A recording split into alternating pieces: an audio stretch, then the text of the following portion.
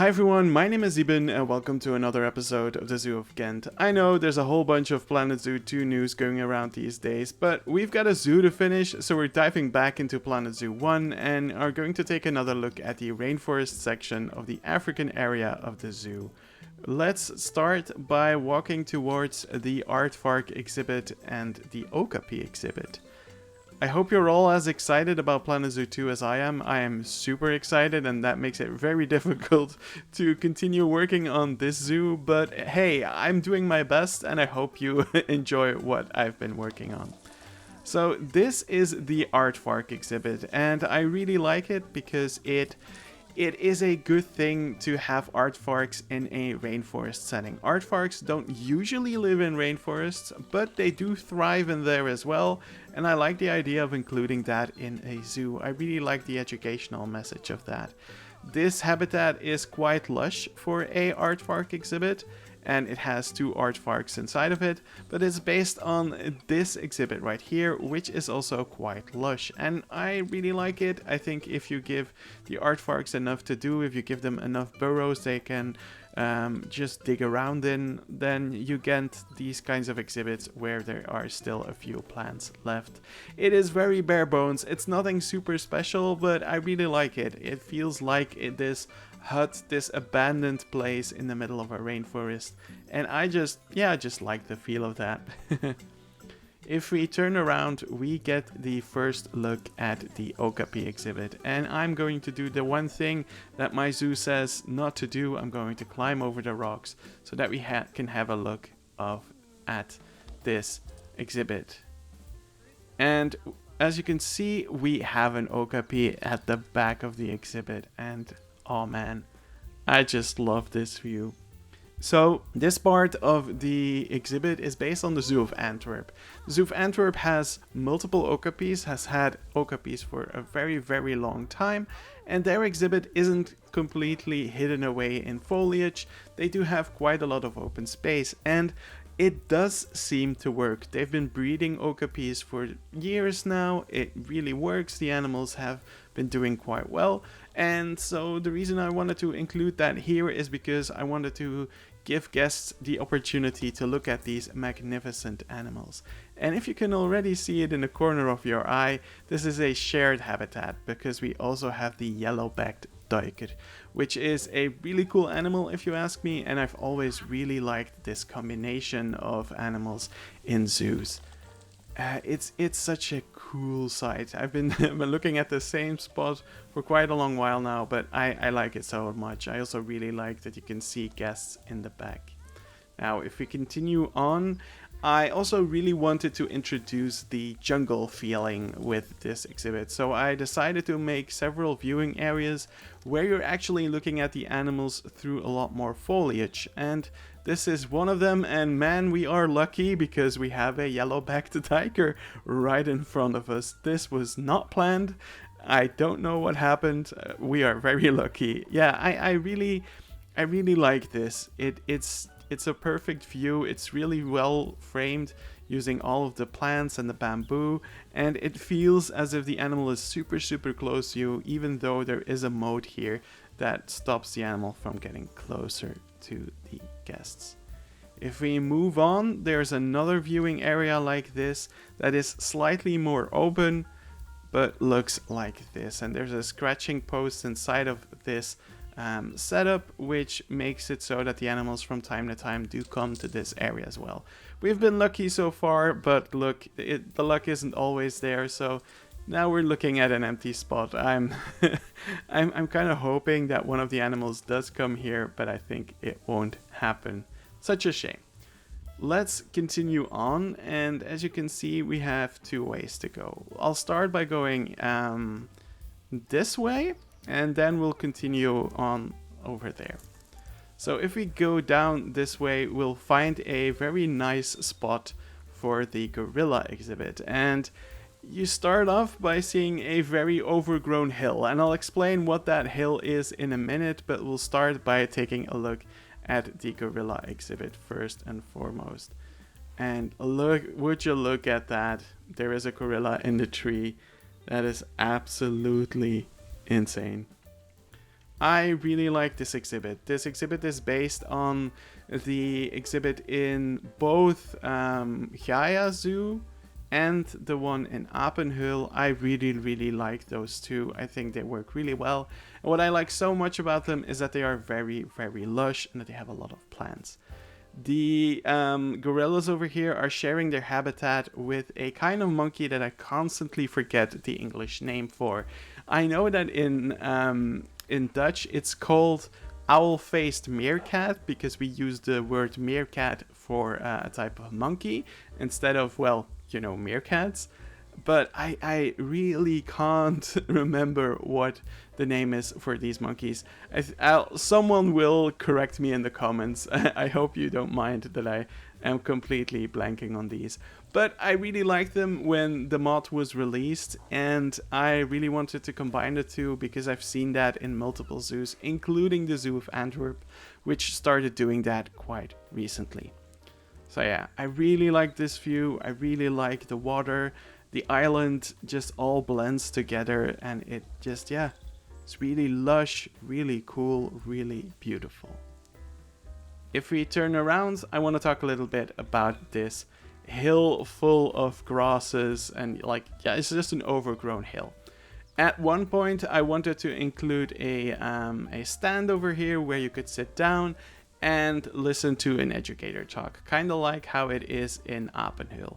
But the more that I worked on it, the less that I liked it, and I decided to just get completely rid of it because it wasn't satisfying me, and I don't want to keep things that aren't working for me. And when I did that, I wanted to cover this up with a lot of foliage, and then I thought, hey, this kind of does look cool, this overgrown hill, and maybe I can make this part of the lore. So I think that in the lore this actually used to be a small stadium over here, but because this is tucked away in a corner like this, people came here for lunch and were throwing food at the gorillas, and they decided to hire someone to stand here and keep guests from doing that, but that didn't help either because it costs a lot. So after a while they just decided to get rid of the stands, and now we have this overgrown field, and I just like the vibe of it. It's super stupid, I know, but I really like it. It again grounds the zoo a lot, and I could imagine that there still will be people who will come and sit here, look at the gorillas and the monkeys, and just have their lunch here, because the view from here is absolutely gorgeous. Just look at this scene. It is absolutely breathtaking. Just ignore the keeper in the back. That just completely ruined the scene. But hey, happy little accidents. It's fine. We can continue. We'll move on and we'll take a look at the other viewing area of the hippos, of the gorillas. I don't know why I said hippos. I must have Planet Zoo 2 on my mind, because I've been thinking about the fact that I didn't realize that hippos are basically confirmed because we got that hippo donation box. Again, the secondary viewing area of the gorillas is really beautiful. And what I like the most about it is that it really feels as if this entire space is available to the gorillas. However, it totally isn't. Somewhere there is a moat that stops them from going to the other side of the exhibit, of the back side of this exhibit, I must say. But still, it feels like it's one continuous thing, and I'm really happy that I was able to achieve that effect here.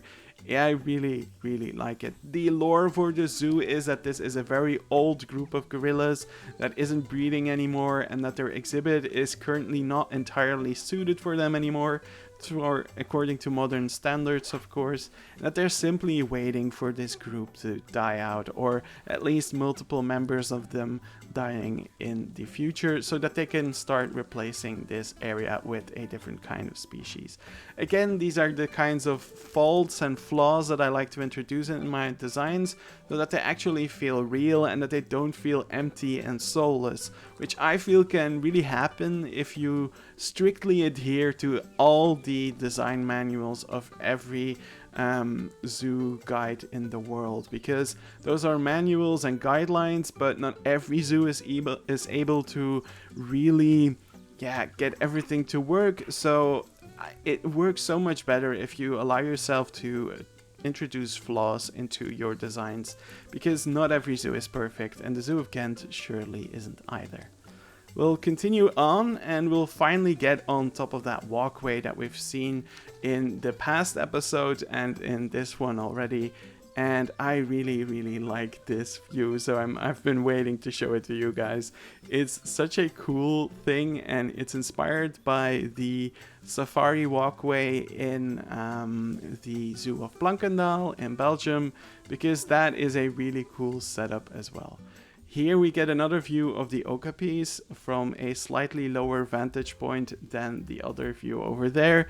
And again, I really like the lushness of it all. You can barely see the safari village in the back, except for this little roof right here, but it blends so well in the foliage that you hardly notice it. I love it a lot.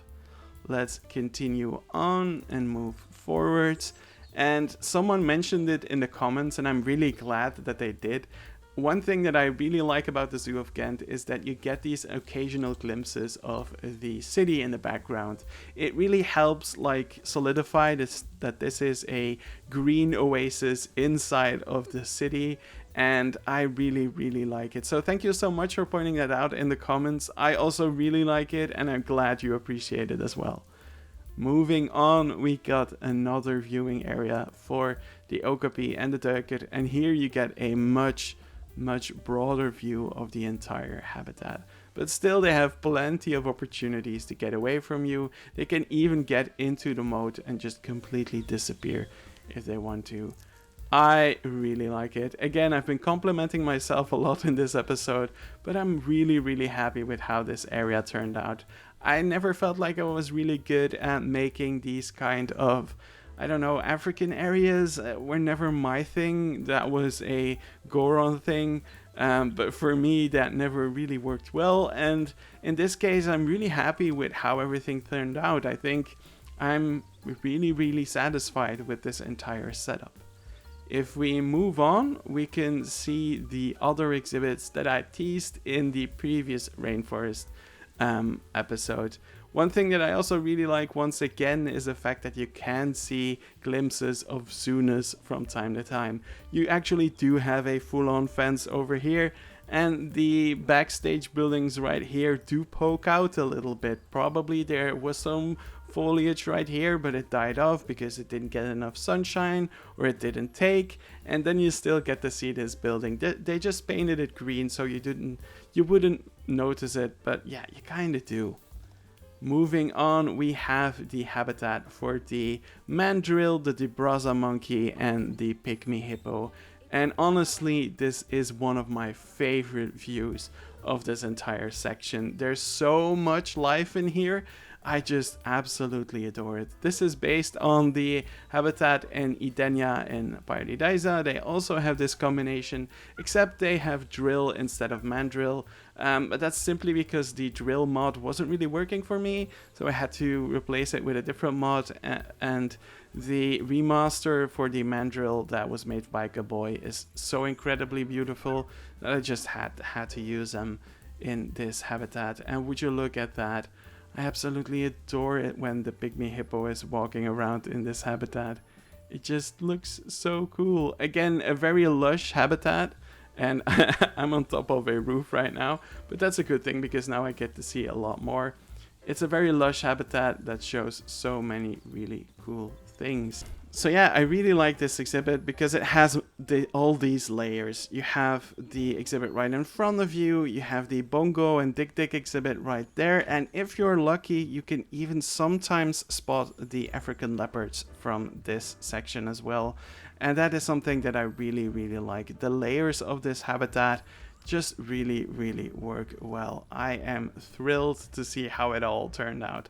It is a little bit more lush than usual, but I've mentioned this in the past. We are at the zoo at the peak of summer when there's a whole bunch of foliage growing everywhere, and a lot of these plants have been here for quite a while, so that's why they haven't been torn out just yet, because they were able to survive all the destruction of these animals. Again, probably in real life this wouldn't work, but hey, we are in a zoo game. We are allowed to idealize a few things, and I'm genuinely happy with the way it looks. I think this looks absolutely gorgeous.